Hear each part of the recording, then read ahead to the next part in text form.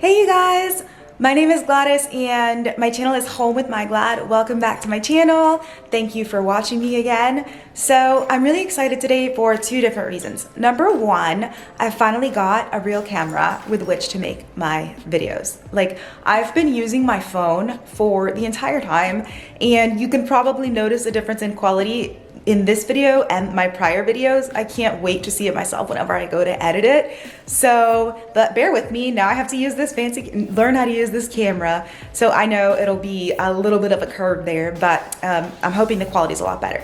The second reason is that I'm making my favorite mac and cheese recipe, which I love to make this for every big holiday, and plus just randomly for big meals I like to bring it. But it has two ingredients that I think really help the recipe. It's actually from the Food Network. It has onions in it. You saute them first, and then I think you saute them. No, you put them in the milk mixture when you make the cheese, like so that they get liquidy and yum. That's what you do with them. And also I add truffle oil to my version. The recipe doesn't call for it, but it tastes really good in there. So that's what I'm gonna do. It's also topped with breadcrumbs and yeah, so I'll bring you guys along while I make it. Alrighty guys, so I'm back. It's later on the same day, but I needed for it to be closer to dinner to start cooking. So let me show you what's gonna go into this mac and cheese right now. Here are the ingredients. I also have another ingredient. It is breadcrumbs, but it's not out here because I forgot to put it out there. So the most important ingredients to me in this dish, what make it different from other baked mac and cheese recipes, is really the onion and then the truffle oil over there. So that being said, there's my recipe above. That will also be linked below. Let me get started here. I have my water going here. I put in my salt already. I'm about to put in the truffle oil just so the noodles won't stick together and to give it some flavor.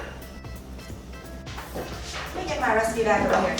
While we have that going, it says while the pasta is going, you still hear me and see me.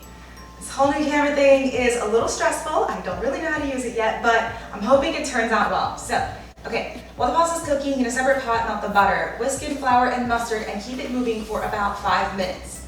Make sure it's free of lumps. All right, that's what we're gonna do next. All right, so I have my butter melting here. Then the instructions say whisk in the flour and mustard. So it said about 3 tablespoons of flour and then 1 tablespoon of brown mustard. That is completely eyeballing it.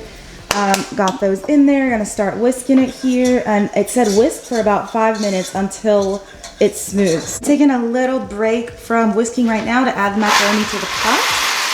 It said half a pound. I'm just gonna go ahead and make the whole box, and maybe I'll only use half, or maybe I'll extend the cheese recipe to cover the other half. Not quite sure yet what I'll do there. It says to mix in the milk.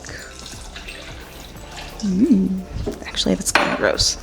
Onion, please don't let me make a mess. Okay, it said finely diced. Those are arguably not finely diced, but that is how I'm going to use them today. I'm sure it'll still taste good. Or half a teaspoon of smoked paprika. I just got the Walmart brand. That was probably blurry. I believe that's probably more than half a teaspoon, but we have a pound of noodles, so that's okay. Give those a little bit of a stir. And then we're gonna add the cheese. This is really, really good. The onion really makes this recipe. A little bit. I think that should about do it. The next step says to temper in the egg. When I made this recipe, I had no idea what temper in meant. So if you have no idea, this is what it means. Bring the temperature up to the same temperature as the pot it's gonna go in slowly, so that the bonds and whatever you're tempering don't disintegrate and that it curdles or something. I don't know. So that's what we're doing. I took some of the hot liquid from the pot and I'm pouring it slowly into my egg here.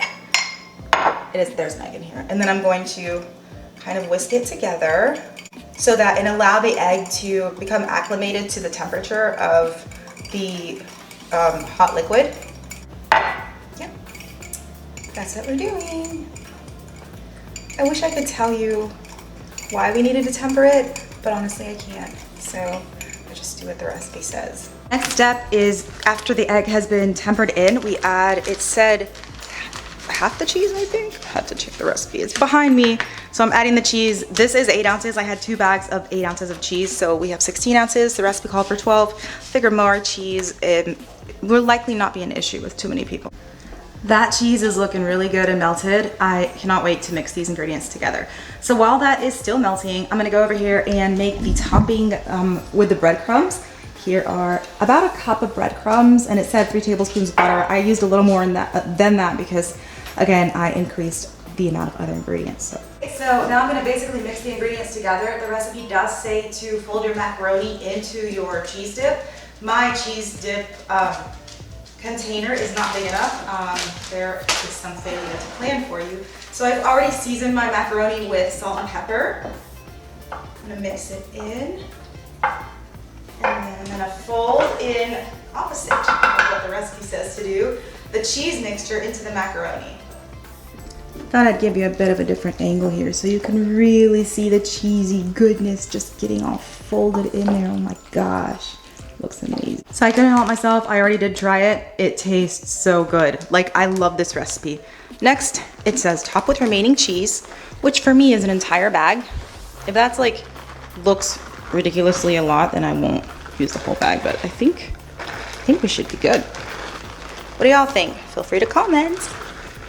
Also, if you make this, let me know how you like it. Like, I am very impressed by this recipe, and I love mac and cheese, so just spreading it out. So after the cheese, it says this is the breadcrumbs and butter mixture that we made earlier. So I'm gonna top it with that. Give that a go here. So that's gonna be the final topping.